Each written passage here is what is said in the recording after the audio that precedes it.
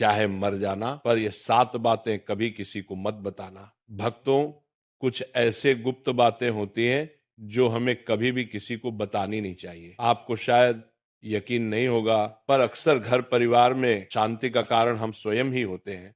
हम इस बात को देख पाए या ना देख पाए, पर यही सत्य है, क्योंकि जाने अनजाने में हम खुद ही अपनी वो बातें दूसरों को बता देते हैं जो हमें हमेशा गुप्त रखनी चाहिए। और वही बातें जो जाने अनजाने में हम दूसरों को बता देते हैं, वही हमारे दुख का कारण बन जाती हैं, वही हमारे घर परिवार की बर्बादी का कारण बन जाती है।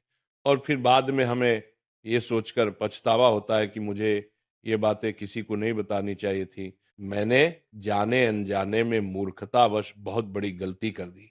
भक्तों, इसलिए आज हम आपको एक ऐसी कथा सुनाने वाले हैं जिसे सुनने के बाद आपको 8 ऐसी बातें पता चलेंगी जो जीवन में कभी किसी को नहीं बतानी चाहिए। दोस्तों, एक समय की बात है, एक गांव में रामलाल नामक एक व्यक्ति रहता था। वह व्यक्ति बहुत ही गरीब था, इतना गरीब कि उसको 2 वक्त का खाना भी बड़ी मुश्किल से नसीब होता था। वह काम की तलाश में पूरे दिन इधर-उधर भटकता रहता, पर उसे कोई काम नहीं मिल रहा था। भक्तों, फिर एक दिन उसने अपनी पत्नी से कहा कि मैं जिस जगह भी काम मांगने जाता हूं, तो हर कोई मुझे यह कहकर काम नहीं देता कि हमारे यहाँ काम की जरूरत नहीं है। मैं काम की तलाश करते करते थक चुका हूँ। मुझे समझ नहीं आता कि मैं तुम लोगों का पेट कैसे भरूं, अपने बच्चों को कैसे पालूंगा, और ये चिंता मुझे दिन रात खाए जा रही है। ये सुनकर उसकी पत्नी ने कुछ सोचकर कहा कि तुम एक आदमी के पास एक बार ही काम मांगने जाते हो, और जब वो काम नहीं देता तो तुम दोबारा उसके पास जाते तक नहीं। अगर तुम्हें उनसे काम लेना है तो तुम्हें हमदर्दी तो जतानी ही होगी, तुम्हें उनसे हमदर्दी हासिल करनी होगी, अपनी गरीबी दिखानी होगी, ताकि वह लोग तुम्हारी मजबूरी समझकर तुम्हें काम पर रख लें। इसलिए शर्म मत करो, उन्हें अपनी मजबूरी बताओ, अपनी गरीबी बताओ, और इसी उपाय से तुम काम कर सकते हो। ये बात रामलाल के मस्तिष्क में बैठ गई, और अगले दिन काम मांगने के लिए वो एक सेठ के पास जा पहुंचा, जहां पर वो पिछले दिन काम मांगने के लिए गया था। लेकिन इस बार उसने हाथ जोड़कर उस सेठ से प्रार्थना की, उससे विनती की कि वो बहुत गरीब है और उसे काम की बहुत आवश्यकता है। वो जो कुछ भी उसे देंगे उसमें संतुष्ट हो जाएगा, पर कृपा करके मुझे अपने यहाँ काम पर रख ले। उसकी ये हालत देखकर उस सेठ ने उसे अपने यहाँ काम पर रख लिया। वह रोज वहां काम करने जाने लगा, पर अंदर ही अंदर वह खुश तो था कि उसे काम तो मिला, लेकिन उसका वेतन दूसरे लोगों से कम मिलता था। वही काम जो दूसरे लोग करते थे, उन्हें ज्यादा वेतन मिल रहा था और इसे कम वेतन मिल रहा था। जब इस बारे में उसने अपने सेठ से कहा, तो सेठ ने कहा कि देखो भाई, तुम्हें काम की जरूरत थी, मैंने तुम्हें काम दिया, मेरा धन्यवाद करने की बजाय तुम मुझसे शिकायत कर रहे हो, ये कैसी बात है। ये सुनकर रामलाल वहीं पर चुप हो गया, क्योंकि बात कहीं ना कहीं सत्य थी। सेठ ने तो उसे उसकी मजबूरी के हिसाब से ही काम दिया था, और इसीलिए वो उसे अपने अनुसार ही वेतन देता था। लेकिन धीरे धीरे उसने ये बात अपने सगे संबंधियों और अपने दोस्तों को भी बताना शुरू कर दी कि उसका मालिक उसे कितना वेतन देता है। भक्तों, समय बीतता गया और रामलाल पूरी लगन के साथ अपना काम करता रहा, लेकिन अब परिस्थितियां बदलने लगी थी। सेठ अब रामलाल से दूसरे लोगों से ज्यादा काम लेता था और उनसे कम वेतन उसे देता था। ये बात रामलाल के मन को बहुत ठेस पहुंचाती थी। वो दूसरों से ज्यादा मेहनत कर रहा था और उनसे कम वेतन पा रहा था। इससे उसके आत्मसम्मान को बहुत गहरी चोट पहुंची। अब धीरे धीरे उसका मन अपने काम से हटने लगा, उसका मन काम में लगता ही नहीं था। भक्तों, जाहिर सी बात है कि ऐसी जगह किसका मन लगेगा जहां आदमी को अपने आत्मसम्मान के साथ समझौता करना पड़े। इसलिए जल्दी ही रामलाल ने अपना काम छोड़ दिया और वो घर पर आकर खाली बैठ गया। अब उसके पास घर का खर्च चलाने के लिए भी पैसे नहीं बचे थे। इसीलिए उसने अपने सगे संबंधियों और अपने दोस्तों से सहायता मांगना शुरू की। लेकिन उसके दोस्त उसके सामने तो उसे दया का पात्र समझते थे, उसे दिलासा देते थे, लेकिन पीछे से उसका मजाक उड़ाते थे।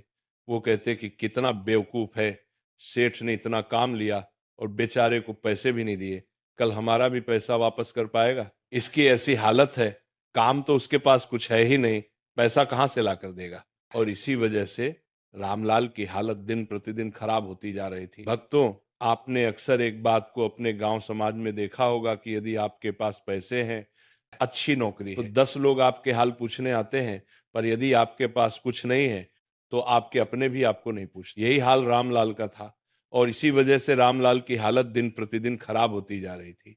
अब वह दिन रात तनाव में रहने लगा था। वही दोस्त, वही सगे संबंधी जो उसकी अपनी होने का दिखावा करते थे, वो उसे दया का पात्र समझ रहे थे। उन्हें उसके ऊपर तरस आ रहा था। सब लोग आकर उसे ज्ञान तो बहुत देते थे, लेकिन कोई सहायता नहीं करता था। और अक्सर ऐसा ही होता है, ज्ञान देने वाले तो बहुत मिल जाते हैं, लेकिन मदद करने वाले एक ही लोग नहीं मिल पाता।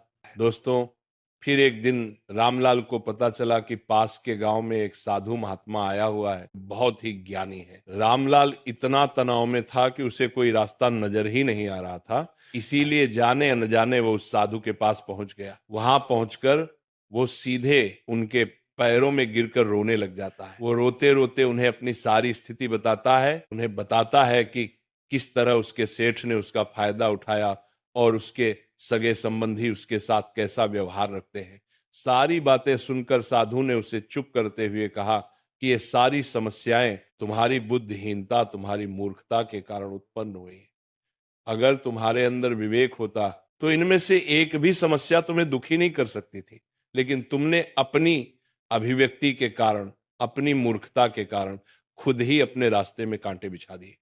पर उदास मत हो, आज मैं तुम्हें 8 बातें बता रहा हूं जो भूल कर भी किसी को मत बताना, और इन बातों का अनुसरण करते हुए तुम बाहर से मिलने वाले दुखों को तो दूर कर ही सकते हो जो बेवजह दुनिया की वजह से तुम्हारे अंदर पनपते हैं।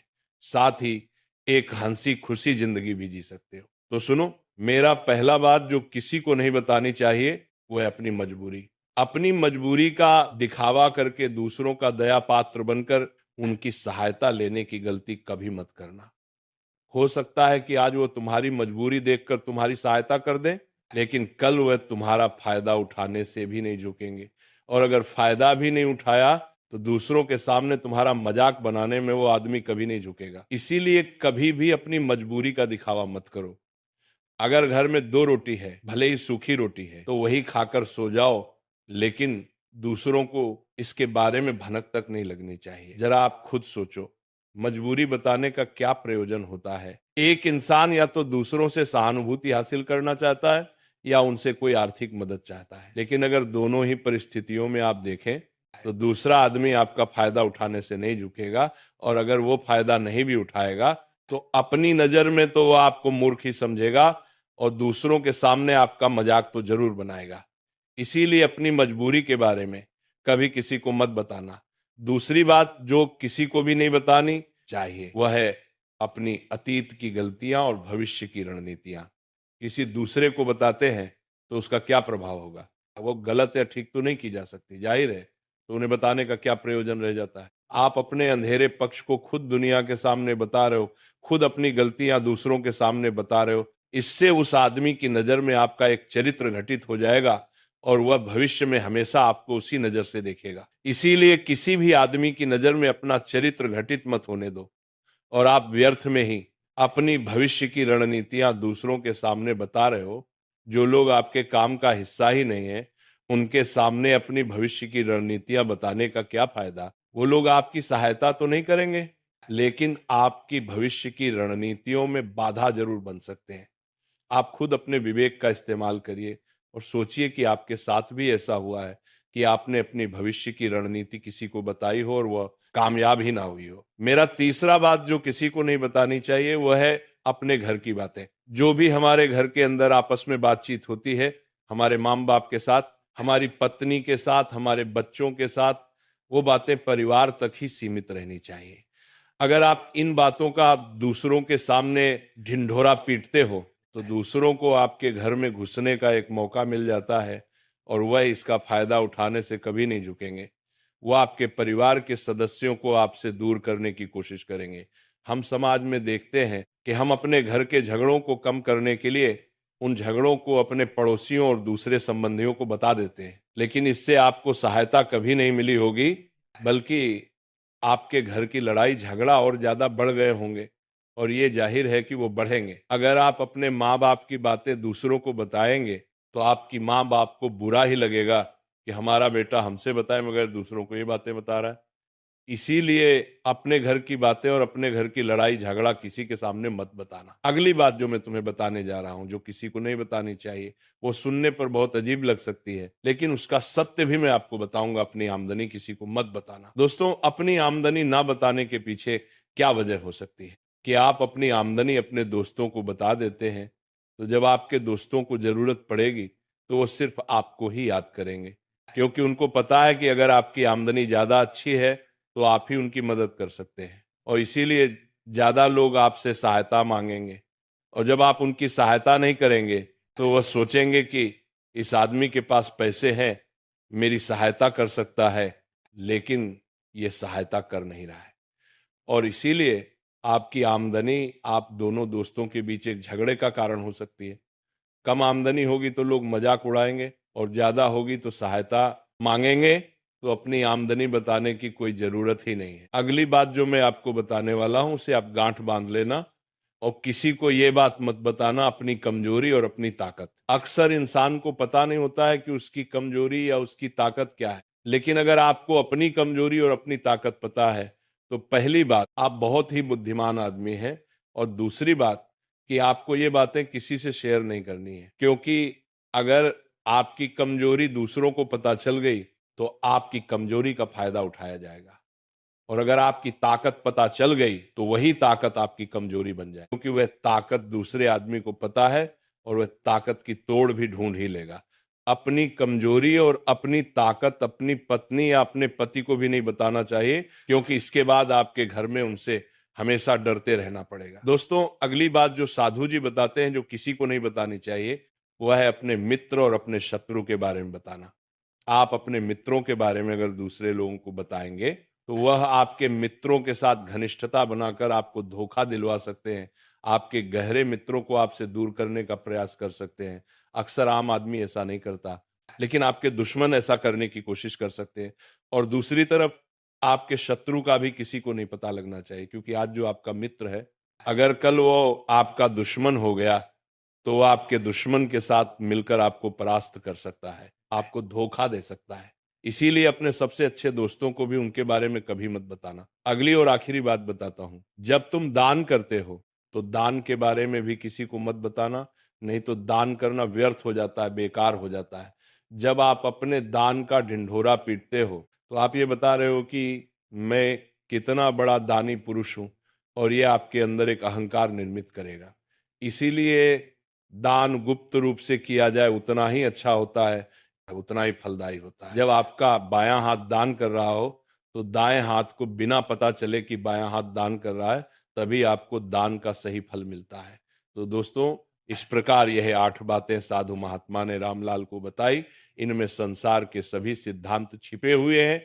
इन बातों का अनुसरण करते हुए आप अपने घर में सुख शांति बना सकते हैं, और घर के झगड़े हमेशा के लिए दूर कर सकते हैं, और अपने घर परिवार में हमेशा सुख शांति बना सकते हैं। तो दोस्तों, इसी के साथ ये कथा समाप्त होती है। बोलो राधे राधे।